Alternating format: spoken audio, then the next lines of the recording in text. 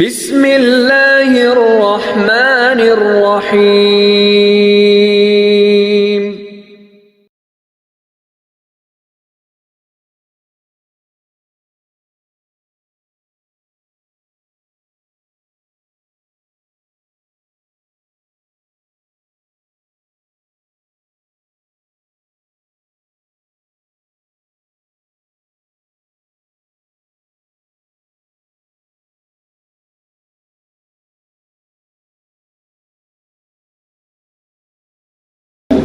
جو احباب پیچھے بیٹھے ہوئے ہیں وہ اگلی صفوں میں آ جائیں تاکہ پیچھے سے آنے والوں کو بھی سہولت ہو۔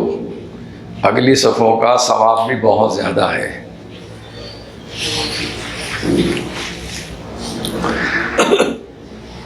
الحمدللہ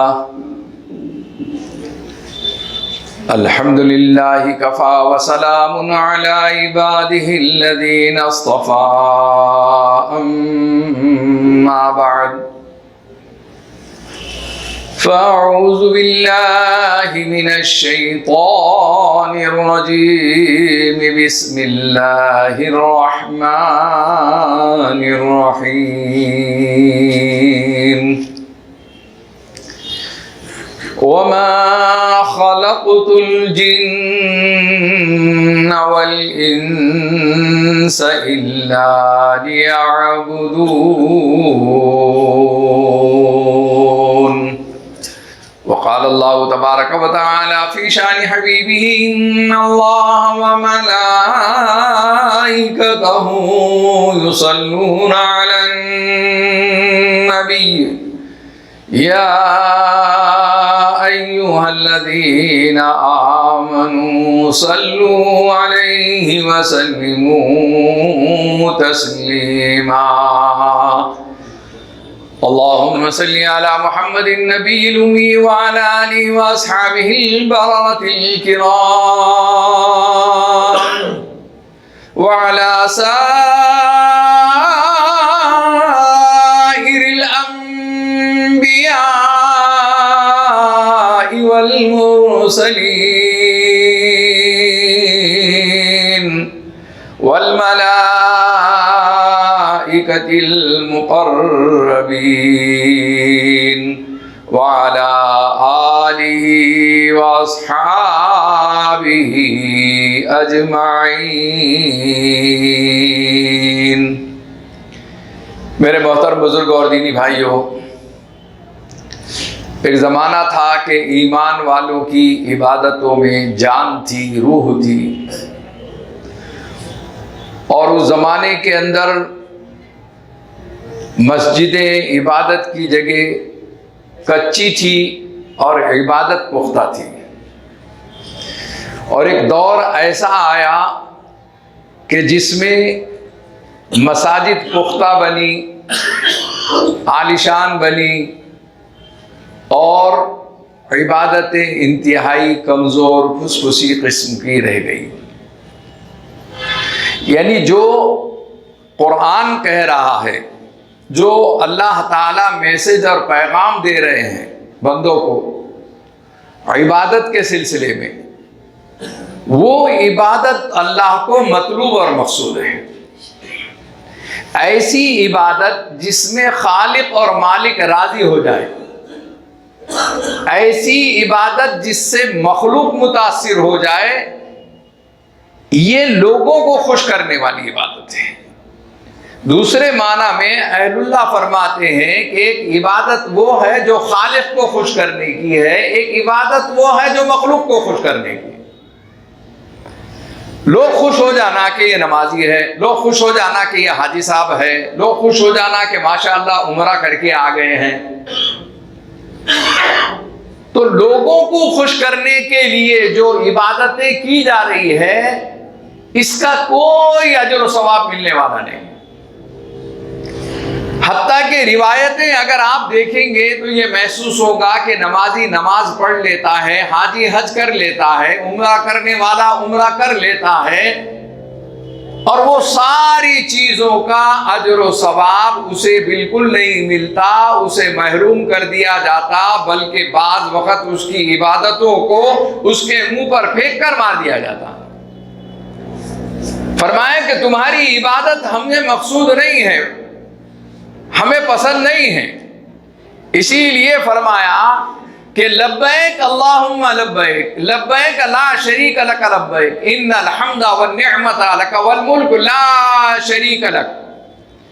جب اللہ کے دربار پر حاضری کی سعادت حاصل ہو جاتی ہے، بلاوا آ جاتا ہے، یہ صحیح بات ہے کہ جس کو وہ بلاتے ہیں اس کے لیے اللہ تعالیٰ راستے بھی پیدا کر دیتے ہیں اور وہ وہاں پہنچ جاتا ہے۔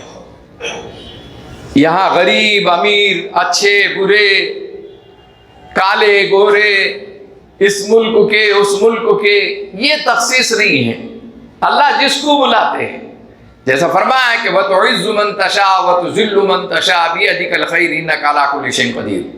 اللہ جس کو چاہتے ہیں عزت دیتے ہیں، اللہ جس کو چاہتے ہیں ذلیل کرتے ہیں۔ ذلت انسان کے اوپر اگر آ رہی ہے تو اسے سوچنا چاہیے کہ کہیں نہ کہیں میری غلطی ہو رہی، کہیں نہ کہیں مجھ سے گناہ ہو رہا ہے۔ اس لیے جب پاپ کا گھڑا بھر جاتا ہے، جب اللہ ذلیل کرتے ہیں، پہلے ہی مرحلے میں ذلیل نہیں کرتے۔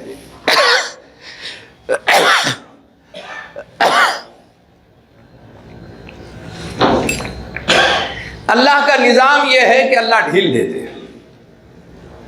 آپ نے گناہ کیا، ڈھیل دے دیا، گناہ کیا، ڈھیل دے دی۔ آپ تیسری مرتبہ گناہ کر کے اترانے لگ جاتے ہیں۔ بندے کی کیفیت یہی ہوتی ہے، ارے اپنے ایک مرتبہ کرے کچھ نہیں ہوا، دوسری مرتبہ کرے کچھ نہیں ہوا۔ اور دنیا میں بھی یہ چیز ہوتی ہے، ایک مرتبہ رانگ گیا، کوئی پولیس والا نہیں پکڑا، دوسری مرتبہ گیا، کوئی پولیس والا نہیں پکڑا، لیکن وہ دور دیکھ رہا تھا، دو مرتبہ چھوڑ دیا، تیسری مرتبہ میں ایک دم سامنے آ کے کھڑے ہو جاتا۔ اب فائن آپ کو لگاتا ہے تو دونوں کی کسر نکال دیتا ہو، ہر چکر کی 100 روپے آپ کو جرمانے کی رسید اس نے دے دیا۔ تو جب بندہ یعنی چھوڑتا ہے، آپ بھی کسی کو معاف کر جان دو، ابھی پہلی مرتبہ کرا بچے نے چھوڑ دیے، پہلی مرتبہ بھائی نے کرا چھوڑ دیا، دوست نے کیا چھوڑ دیا، دوسری مرتبہ، تیسری مرتبہ آپ نہیں چھوڑ دے۔ انسانی فطرت میں یہ چیز غالب ہے۔ اور حضرت عمر رضی اللہ عنہ نے تو ایک اصول بتا دیا۔ حضرت عمر رضی اللہ عنہ ایک مرتبہ ایک چور کو پکڑ لیے اور اس سے پوچھ رہے ہیں کہ بتلا تو نے کتنی مرتبہ چوری کیا؟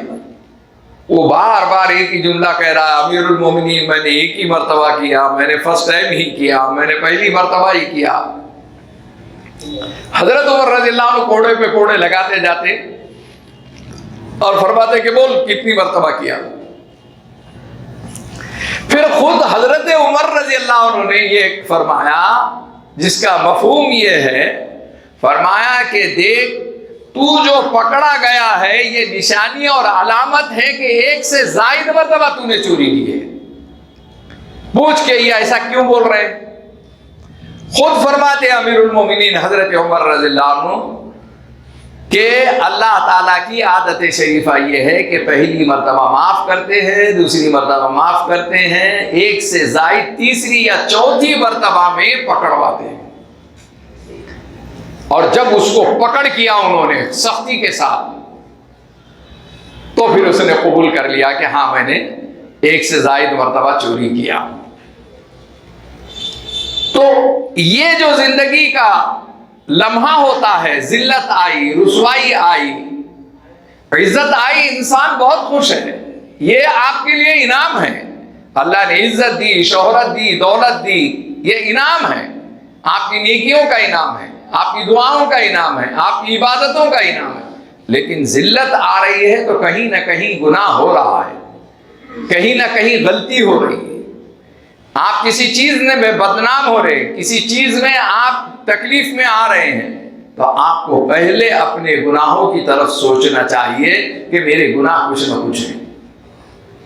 تو اللہ کے پاس حاضری کا موقع بھی اللہ جس کو چاہتے بلا لیتے.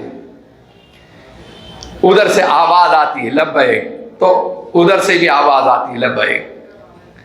نیک انسان ہے، اچھا انسان ہے، حلال روزی کے ذریعے سے اللہ کے دربار پہ حاضری دے رہا ہے. لیکن اگر غلط ہے، غلط مال سے گیا، حرام مال سے گیا، نام و نمود کے لیے گیا، ریاکاری کے لیے گیا، مخلوق کے لیے گیا، لوگوں کو خوش کرنے کے لیے گیا، اب نیت جیسی بدل گئی، ادھر سے جواب مل رہا ہے لا لبیک ولا سعدیک، تیرا آنا ہم کو پسند نہیں ہے، تیرے حاضری ہمارے کو قبول نہیں ہے، ہم کو قبول نہیں.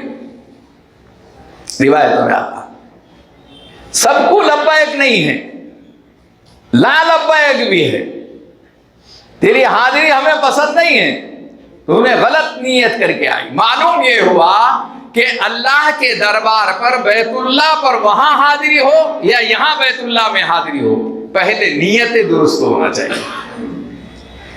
امام بخاری رحمت اللہ علیہ نے اسی لیے بخاری شریف کا جو آغاز کیا وہ پہلی چھوٹی سی حدیث ہے، ہمارے معصوم بچے پڑھ لیتے، انما الاعمال بالنیات، اعمال کا دار و مدار نیتوں پر ہے. اب پوری مسجد بھری رہے گی، کچھ لوگ جمعہ کا اہتمام کرنے کے اعتبار سے نماز کا ٹائم ہو گیا، اذان ہو گئی، چلے آ گئے، کچھ اللہ رسول کی بات سن لیں گے، یہ ہو گیا. کچھ لوگ بیچ میں آتے اور ان کو کوئی نہ کوئی بولتا ہے کہ ارے جمعہ کا دن ہے، جانا چھوڑنا، یہ ہاں ابھی 2 گاہک کر کے جاتا ہوں، ابھی 2 گاہک کر کے جاتا ہوں، کر کے آخری ٹائم آ جاتا ہے. اور وہ ایسی حالت میں آتے ہیں، مطلب یہ ہے کہ کسی نے ان کو ڈھکیلا، کسی نے ان کو ٹوکا، کسی نے ان کو بولا، کبھی کبھی گھر کی مستورات بولتی ہے جاؤ نا آج جمعہ کا دن ہے، کب سے پڑے رہے، چلو اذان کب سے ہوئی. تو یہ جو ڈھکل میں کے بعد جو آئے گی پبلک ہوتی ہے، آپ بتاؤ کہ یہ صدق دل سے سچی نیت سے جمعہ کے لیے آئے، اللہ کے گھر کے لیے آئے، نماز کے لیے آئے، عبادت کے لیے آئے؟ نہیں، یہ تو ان کو خوش کرنے کے واسطے آئے، انہوں نے مجبور کیا. ان کے دل میں اللہ کی رضا اور اللہ کی خوشنودی مقصودی نہیں ہے. تو اسی طریقے سے بیت اللہ کی حاضری چاہے وہ جمعہ میں ہو یا 5 وقتہ نماز کو ہو، دل سے اگر ہے نیت کے اعتبار سے تو اس کا اجر و ثواب میٹر ڈاؤن ہو جاتا. جب سے آپ گھر سے نکلے ہر قدم پر نیکیاں لکھی جاتی ہے، ہر قدم پر.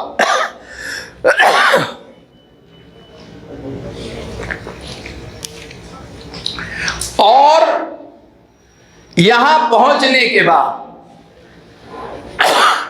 جو آدمی داخل ہوتا ہے، آپ دیکھ لیجئے، اہتمام نماز والا آدمی بیت اللہ میں جب داخل ہوتا ہے تو سب سے پہلے سوچتا ہے کہ پہلا سیدھا پیر میں اللہ کے گھر کے اندر داخل کروں، نکلتے وقت الٹا پیر داخل کروں. وہاں رک جاتا ہے وہ گیٹ پر. اب دعا پڑھتا ہے بسم اللہ دخلت علیہ توکلت ونویت سنت الاعتکاف. اب جتنی دیر بھی بیٹھے رہے گا، ٹیکا لگا کے ذرا سا ڈلکیاں بھی لے لینا تو اجر و ثواب مل رہا ہے. ثواب کی نیکیوں کا جو ہے میٹر ڈاؤن ہو گیا. اللہ کے گھر میں حاضر ہونے کے بھی آداب ہیں.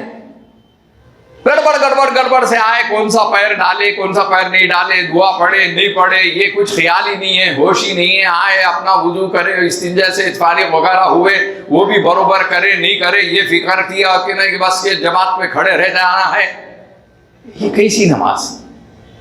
کیسے قلب بدلے گا، کیسے دل بدلے گا، دنیا کے اندر کیسے انقلاب پیدا ہوگا؟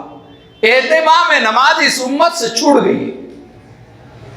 آپ کم عبادت کرو لیکن عبادت کے طریقے سے کرو، صحیح طریقے سے، صحیح نیت سے کرو. تو وما خلقت الجن والانس الا لیعبدون، کہ جنات اور انسان کو اللہ تعالیٰ نے اپنی عبادت کے لیے پیدا کیا. ہم یہاں پر عبادت کے لیے بھیجے گئے. اگر ایک چیز ہم نے اللہ کے حکم کو پورا کیا، اس کا 100% حق ادا کیا، اب عبادتوں کے طفیل میں اللہ تمہیں دنیا میں نوازنے والے ہیں، آخرت میں نوازنے والے ہیں، اتنا بڑا دوسرا۔ لیکن عبادتوں کا معاملہ اگر دیکھ رہے ہیں، ابھی میرا حال کا سفر ہوا، الحمدللہ مسقط عمان وغیرہ سے میں عمرے کے سفر پہ گیا۔ میں آپ کو بتانا چاہتا ہوں میرے عزیز دوست، ہمارے ایک ساتھی نے، میں عنوان ہی سوچ رہا تھا، ایک ساتھی نے مجھے کہا کہ مولانا اتنے لوگ جو ہے بابری مسجد کے لیے دعائیں کر رہے، اتنی محنت کرے پھر بھی بابری مسجد نہیں ملی، فلاں ظالم حکومتوں کے لیے دعائیں کرے لیکن پھر وہی آ جاتی ہے۔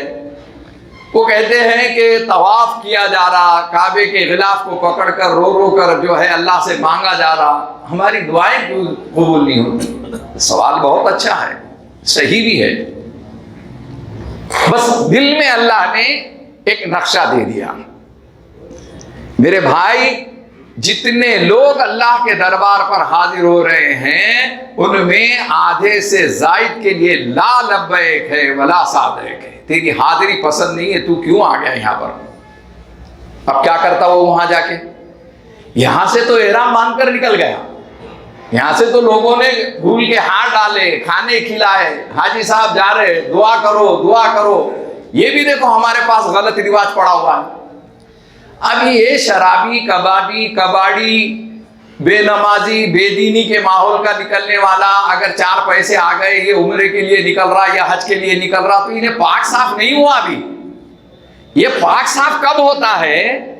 یہ حج کے بعد، عمرے کے بعد آپ کو دعا کرانا ہے، یقین جانیے اسی عبداللہ عبد الرحمن سے، اسی سلمان اور عیسیٰ سے، موسیٰ سے آنے کے بعد ہاتھا چوموا، اس کے بعد دعوت دو اس کو، اور اس کے بعد ایک جملہ ہلو سے بولو، آپ نمازی ہے تو اللہ کے واسطے اس عمرے کی لاج رکھو، اس حج کی لاج رکھو، اللہ کے دربار کی لاج رکھو، اب گناہ مت کرو۔ حاجی صاحب آنے کے بعد استقبال ہونا، ہم کیا کرتے؟ جانے کے وقت میں کر لیتے، خوب دعائیں کروا رہے، کتنے بھی کرا لو، انہیں کباڑے کر کے 100 چوہے کھا کے بلی حد کو چل رہی، 100 میں سے ایک، تم 101 آدمی ہیں، کیا ہوا؟ لیکن یہ کیوں کراتے؟ یہ بھی سمجھ لو، ایک انسان کی عقیدت ہے، ایک محبت ہے، بھولا پن ہے۔ ہم کبھی بھولے پن میں، عقیدت میں، محبت میں خالی عمرے کی نسبت لگ گئی، حج کی نسبت لگ گئی، ہم سمجھتے کہ یار یہ بیچارہ ماشاء اللہ اللہ کو قبول ہو گیا، انہیں پاک ہو گیا، فرشتہ بن گیا۔ ہمارا گمان رہتا، ہمارا گمان، اور اچھا گمان کرنا چاہیے، لیکن اس کی واپسی پہ یہ گمان کرو، اس کی دعوتیں واپسی پہ کرو، اس کا فائدہ کیا ہوگا؟ 2 دعوتیں کھایا، 3 دعوتیں کھایا، گناہوں کا خیال آ رہا، تو اس کو یہ دعوت رکاوٹ بنے گی، اسپیڈ بریکر بنے گی۔ ارے لوگوں نے بولے تم عمرہ کر کے آئے، ماشاءاللہ ہاتھ چوم رہے، لوگ بول رہے کہ حاجی صاحب آئے ہاتھ چوم رہے، دعائیں کرا رہے، گھر کی خواتین دعائیں کرا رہی، ارے یار تھوڑا تو بھی کم سے کم گناہوں کو کم کرنا چاہیے، اس کو بھی اسپیڈ بریکر، اس کو رکاوٹ بنے گی۔ آنے کے بعد دعوت ہے، آنے کے بعد کھل کے ہاتھ، آنے کے بعد آپ مدد کرو اس کو۔ آپ نمازی ہے، تہجد گزار ہے، اسے تہجد گزار بنا سکتے آپ، لیکن آپ شروع میں سب کچھ کر لیتے، کھلا لیتے، پلا لیتے، پھول کے ہارا پہنا دیتے، اس کو فرشتہ سمجھتے۔ انہیں کیا کرتا؟ لوگوں نے بھیجے تھے، لوگ جا رہے تھے، کوئی بھی چلا گیا۔ میں نے اس گناہگار آنکھوں سے ایسے لوگوں کو دیکھا ہوں کہ عمرہ کر کے آ رہے ہیں اور بمبئی میں اترتے ہی سب سے پہلے ایک جگہ تلاش کر رہے، واش روم کدھر ہے، گئے، تھوڑی سی داڑھی تھی ماشاءاللہ واش روم میں جانے تک کے، اور واش روم میں جا کے پورا چھیل کے چکنا بالکل کر کے آ گئے، ہو گیا۔ ایئرپورٹ پہ اثر ختم، گناہ شروع، گناہ کا میٹر ڈاؤن۔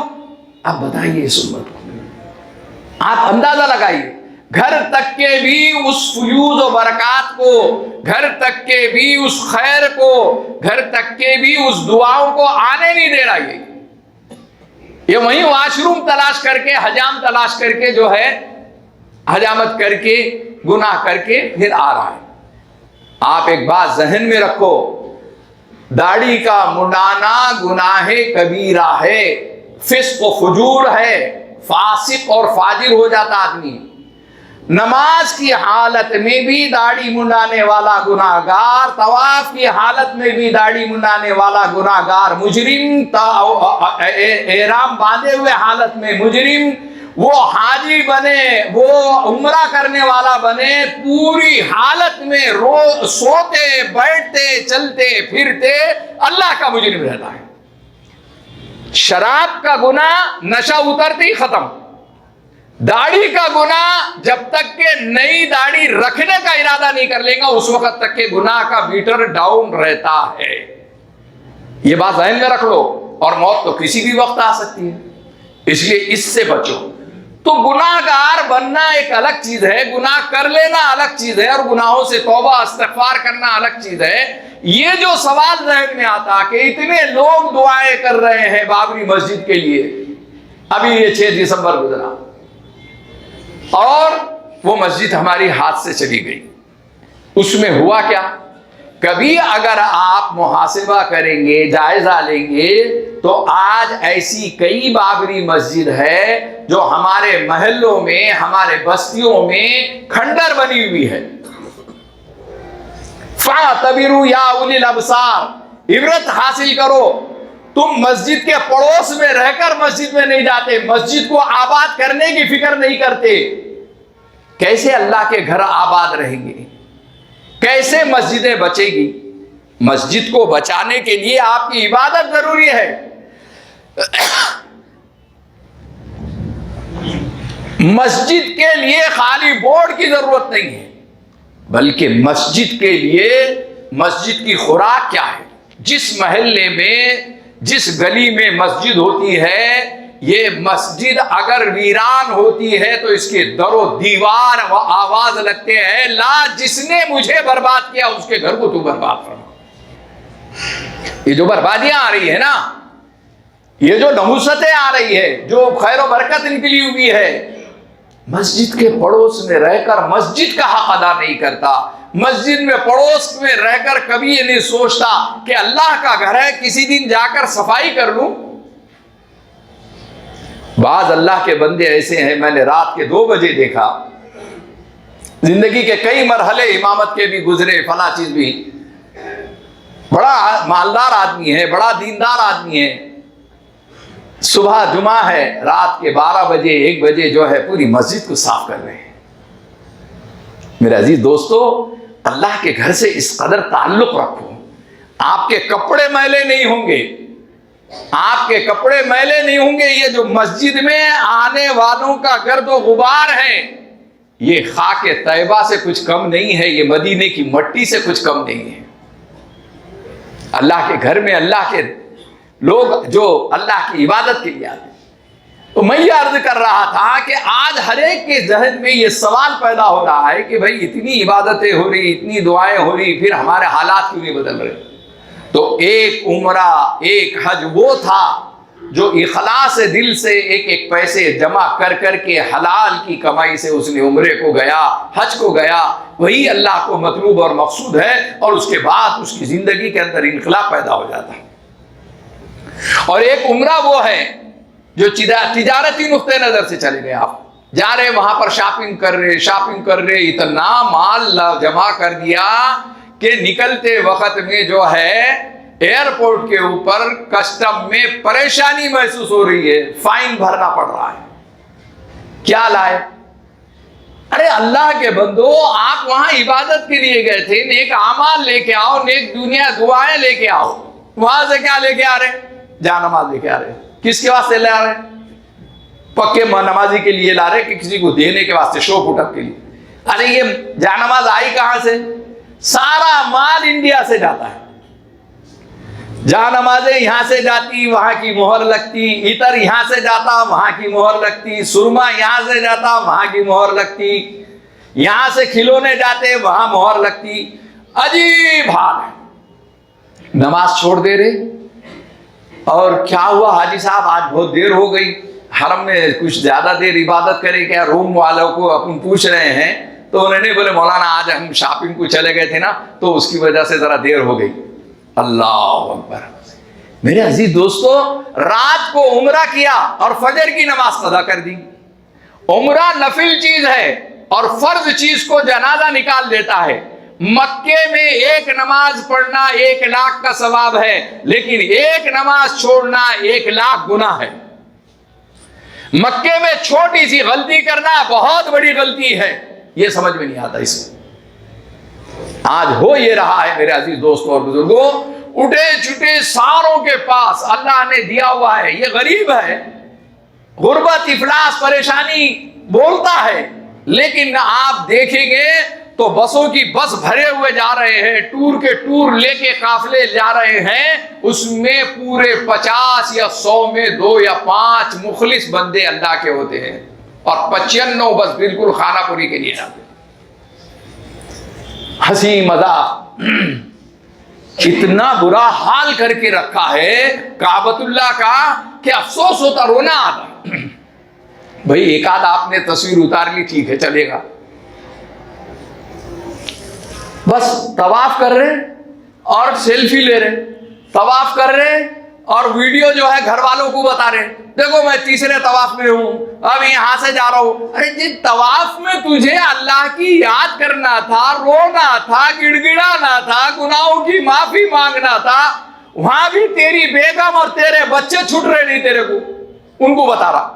یہ ادھر سے دیکھو, بولے یہ دیکھو یہ خانہ کعبہ کے پاس سے جا رہا ہوں میں, یہ دیکھو یہ کلاک ٹاور ہے, دیکھو دیکھو یہ بہت بڑی انٹرنیشنل ہوٹل ہے. راستے بھر بتاتے چلے جا رہا, طواف کر رہا تو بتاتے چلے جا رہا, سیلفی لے لے کے پریشان ہے.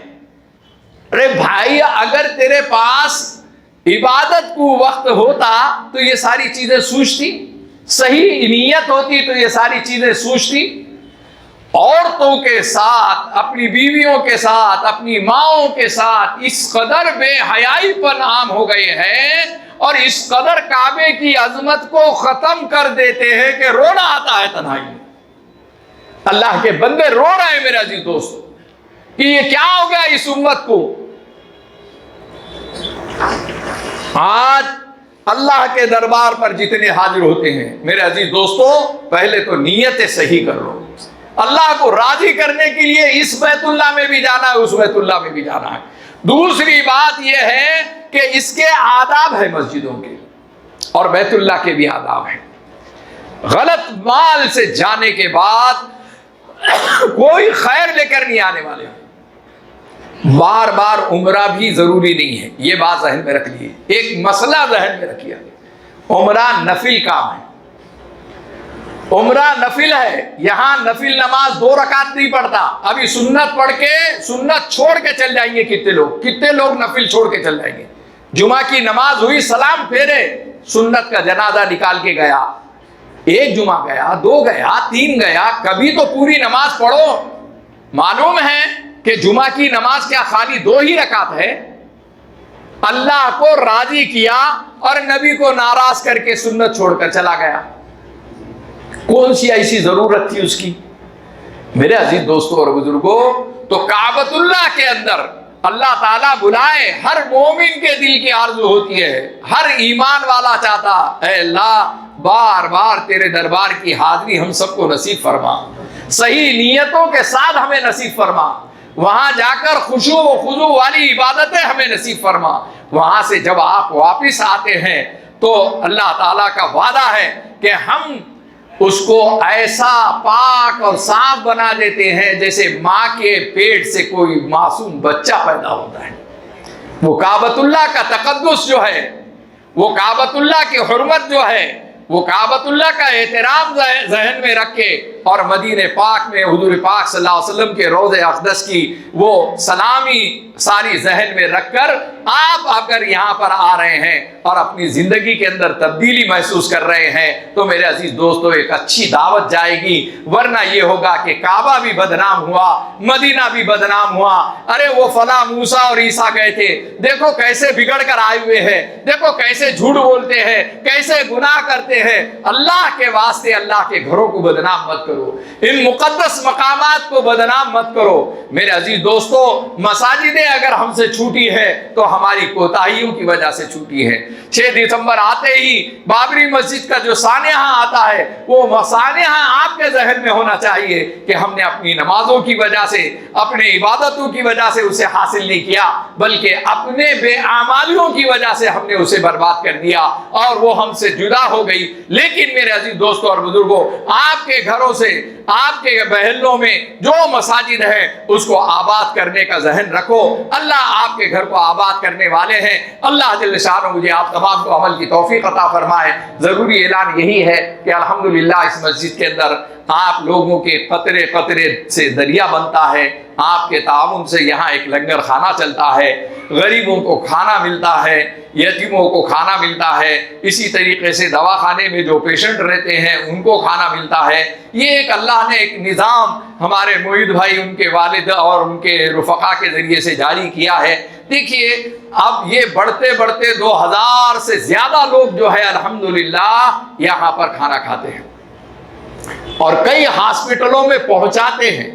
یہ ایسی سروس دنیا میں کہیں پر بھی نہیں ملنے والی۔ اور ایک آدمی یہ دیکھے کہ یہ وہ کینسر ہاسپٹل کے اندر ہے اور وہ کسی وجہ سے آ نہیں سکتا، اس کے پاس کوئی آدمی نہیں ہے، اور جب زیادہ بیماری ہو جاتی نا تو رشتہ دار بھی چھوڑ دیتے ہیں، کوئی کسی کا پرسان حال نہیں رہتا ہے۔ اس وقت میں اس مسجد کے ذمہ داران ان کی لسٹ بنا کر یہاں سے آٹو کے ذریعے سے، موٹر سائیکل کے ذریعے سے ان کو ٹفن پہنچاتے ہیں۔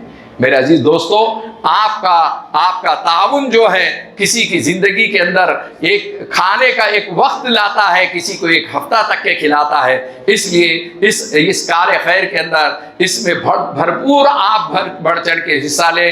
اور کچھ لوگ ایسے ہوں جو اپنے گھروں میں شادی بیاہ ہوتی ہے، اس میں 100 آدمیوں کا زیادہ کھانا بنا لے، 50 آدمیوں کا زیادہ کھانا بنا لے اور یہ غریبوں تک کے یہاں پر پہنچا دیا کرے۔ کبھی کبھی ایسا ہوتا ہے کہ ہمارے پاس ایک دیگ بچ گئی ہے، وہ کھانا ہم یہاں پر پہنچانے کی کوشش کریں۔ میرے عزیز دوستو، نیتوں پر ہے، آپ جیسی نیت کریں گے ویسی برکت ہونے والی ہے۔ آپ غریبوں کا خیال کریے۔ ولیمہ سب سے بہترین وہ ہے کہ جس میں غریبوں کا خیال کیا جائے، اور فرمایا کہ بدترین ولیمہ وہ ہے جس میں غریبوں کا خیال نہ کیا جائے۔ آج ہم ولیمے کے دعوت نامے اور یہ اور وہ فلاں چیز اور سٹنگ جو ہے اور چیئرز ہے، سب ساری چیزیں، تو اس میں بیچارہ غریب جو ہے آتا ہی نہیں ہے۔ ایک آدھ چالاک قسم کا رہا تو گھس جاتا ہوگا تو اس کو بھی پکڑ کے نکالتے، میاں تو کدھر دکھ رہا، کدھر سے آیا، دلہن والوں کی طرف سے آیا کیا دلہے والوں کی طرف سے آیا، گیٹ پر پکڑنے والا پکڑ رہا، اس کو ذلیل کر رہا، نکو کرو، آنے دو، کھانے دو، اس کی قسمت کا ہے۔ بعض لوگ ذلت کی روزی کھانا چاہتے ہیں اور بعض عزت کی روزی کھانا چاہتے ہیں۔ بعض دعوت نامہ آ کے بھی آتے نہیں ہیں، چلو ان کی جگہ یہ کوئی غریب کھا لے گا، اس کو بھوک لگی ہوگی اسی لیے وہ گھس گیا۔ تو ذرا ہمارے دلوں کے اندر ہمارے اخلاق کو بلند کریے اور کوشش کیجئے کہ غریبوں کو کھانا کھلانے کا اپنا ذہن ہو۔ بلکہ میں تو آخر میں یہ اپیل کروں گا، یہ مسجد واقعی تاریخی مسجد ہے، اس مسجد میں پورے اورنگ آباد کے اہم محلوں کے کریم لوگ ہیں، کسی وجہ سے مسافر بھی ہیں۔ ہر محلے کی مسجد کے اندر 10 لوگوں سے آپ یتیموں غریبوں کے لیے کھانا شروع کرو۔ 2 کلو تم بنا کر روٹی لے کے آؤ، 2 کلو تم بنا کر لے کے آؤ، ایک شخص جو ہے 2 کلو کا سالن بنا کر لے کے آئے۔ آپ ہر ظہر کی نماز کے بعد جو بھی غریب آدمی ہے بیٹھ جائیے، اللہ برکت دے گا۔ آپ یتیموں غریبوں کے گھر تک کے پہنچانے والے بنو۔ ہمارے مساجد جو ہے لنگر خانوں سے ہونا چاہیے، اس لیے بھکاری پن مسلمانوں کا ختم ہوگا۔ آپ اگر یہ داڑھی اور ٹوپی والوں کو روکنا چاہتے ہیں، اگر آپ برقعوں کو دیکھنا نہیں چاہتے ہیں اور آپ کو نہیں دیکھنا چاہیے، مسلمانوں کی اتنی ذلت اور رسوائی ہوتی ہے، اس سے اتنی شرمندگی ہوتی ہے، لیکن یہ تقریروں سے نہیں جانے والی ہے، یہ نظام بنانے سے جانے والی ہے، پلان بنانے سے جانے والی ہے۔ ہر محلے کے غریب کو یہ معلوم ہو جائے کہ آج میرے گھر میں چولہا نہیں سلگا ہے تو یہ مسجد میں ظہر کے بعد جائیں گے تو دوپہر کا کھانا مل جائے گا، مغرب کے بعد جائیں گے تو میرا شام کا کھانا مل جائے گا۔ یہ کوئی مشکل کام نہیں ہے، کوئی مشکل کام نہیں ہے۔ جو لوگ دعوت و تبلیغ کے اندر ہیں وہ جانتے ہیں کہ مرکز کے اندر اگر 100 لوگوں کی جماعت بھی آ جائے تو ان کو الگ سے باورچی کے ذریعے سے پکانا نہیں پڑتا ہے. وہ ذمہ داریاں دے دیتے ہیں, آپ 2 کلو لے کے روٹی لے کے آئیں گے, 4 کلو کی لے کے آئیں گے, 5 کلو کی لے کے آئیں گے, آپ 3 کلو کا سالن لے کر آ جائیں گے. سب کا لے کر آ کے ایک دسترخوان پہ بچھا دیتے ہیں, 100 لوگ کھا کر خیر و برکت کے ساتھ بچ جاتا ہے.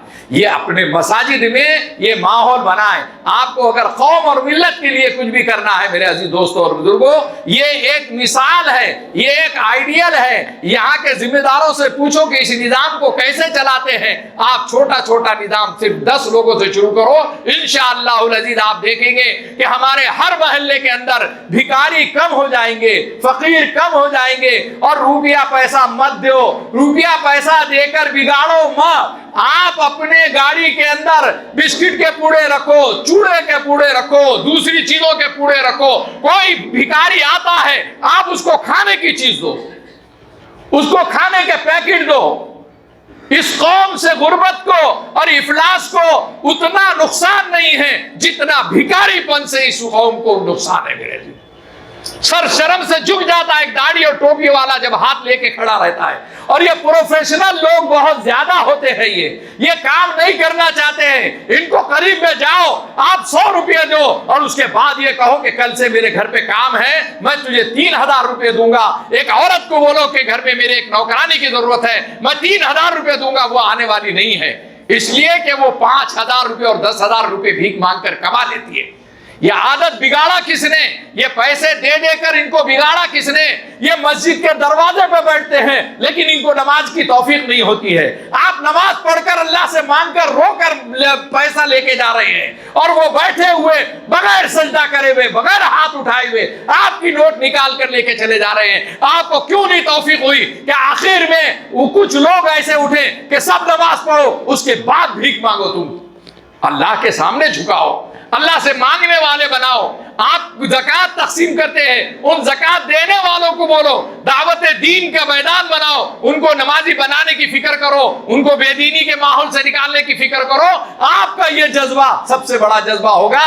اللہ تعالیٰ مجھے آپ تمام کو عمل کی توفیق عطا فرمائے. وآخر دعوانا ان الحمد للہ رب العالمین.